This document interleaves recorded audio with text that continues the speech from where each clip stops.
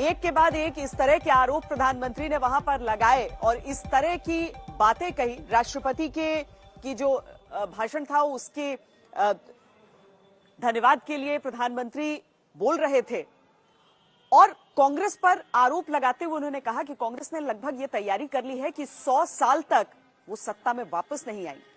उन्होंने विभाजनकारी नीतियों को निशाने पर लिया और कहा कि कांग्रेस जो है वो टुकड़े टुकड़े गैंग की लीडर है। प्रधानमंत्री की इन बातों पर जाहिर है हंगामा होना था। उस समय भी जब वो बोल रहे थे उस समय भी हंगामा हो रहा था। प्रधानमंत्री कुछ देर के लिए बैठे, लेकिन जैसे ही कांग्रेस को ऐसा लगा कि वो उन्हें चुप कराने में कामयाब हो गई है, प्रधानमंत्री फिर उठे और उन्होंने आगे बोला और फिर बरसे कांग्रेस पर।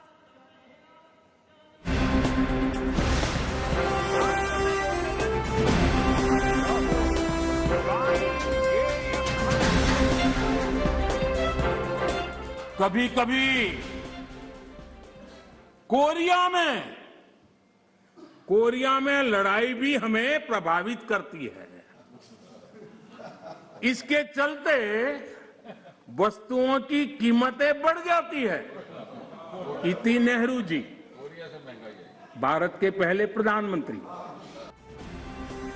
आज जब पीएम मोदी ने बिजनौर में फिजिकल मौजूद रहकर रैली नहीं की तो लगा मौसम खराब रहा होगा, लेकिन आज जब उन्होंने संसद में संबोधन किया तो कांग्रेस के भूत, वर्तमान और भविष्य का मौसम खराब कर दिया। महंगाई पर सवाल पूछने वाले राहुल गांधी तो सदन में नहीं थे, लेकिन महंगाई पर उन्होंने उनके परनाना को घेर लिया। इति नेहरू जी, भारत के पहले प्रधानमंत्री। कभी कभी कोरिया में लड़ाई भी हमें प्रभावित करती है।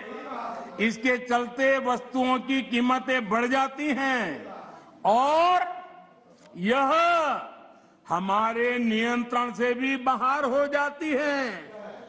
देश के सामने देश का पहला प्रधानमंत्री हाथ ऊपर कर देता है, हाथ ऊपर कर देता है।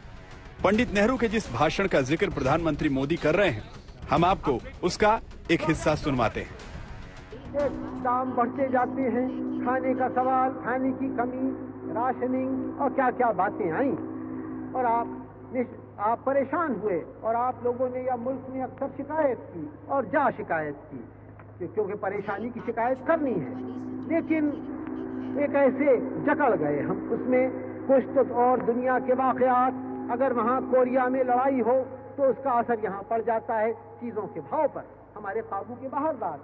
अगर अमेरिका में कोई बात हो उसका असर यहाँ की चीजों के दाम पे पड़ जाए। महंगाई पर कांग्रेस को भूतकाल के दर्शन करवाने वाले पीएम मोदी ने कांग्रेस के वर्तमान को भी दागदार बताया। पीएम मोदी ने कांग्रेस को विभाजनकारी मानसिकता का गुलाम बताया और उसे टुकड़े टुकड़े गैंग का लीडर बताया। कांग्रेस को हमेशा से इन बातों से नफरत रही है। विभाजनकारी मानसिकता उनके डीएनए में घुस गई है।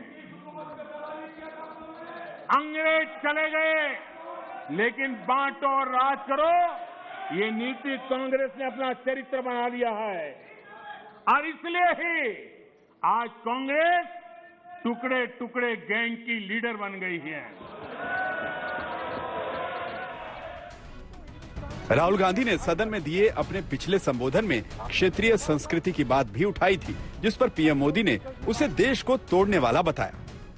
समुद्र के उत्तर में और हिमालय के दक्षिण में जो देश है उसे भारत कहते हैं तथा उनकी संतानों को भारती कहते हैं। विष्णु पुराण का ये श्लोक अगर कांग्रेस के लोगों को स्वीकार्य नहीं है तो मैं एक और कोट इस्तेमाल करूंगा। एक क्षण आता है मगर इतिहास में विरल ही आता है जब हम पुराने से बाहर निकलकर नए युग में कदम रखते हैं। जब एक युग समाप्त हो जाता है, जब एक देश की लंबे समय से दबी हुई आत्मा मुक्त होती है, ये भी नेहरू जी के ही बोल है। आखिर किस नेशन की बात नेहरू जी कर रहे थे जी? अपने संबोधन में उन्होंने बिपिन रावत का भी जिक्र किया और उनका नाम लेकर कांग्रेस को उदाहरण दिया कि देश आज भी एक सूत्र में पिरोया हुआ है। दरअसल इस तरह से उन्होंने कांग्रेस पर तमिल भावनाओं को भड़काने का आरोप लगाया। यहां तमिल सेंटिमेंट को आग लगाने की भारी कोशिश की गई। जब सीडीएस रावत का बॉडी वहां से निकल रहा था, तब हर तमिलवासी गौरव के साथ हाथ ऊपर कर करके आंख में आंसू के साथ कहता था, वीर वणक्कम, वीर वणक्कम, वीर वणक्कम, ये मेरा देश है।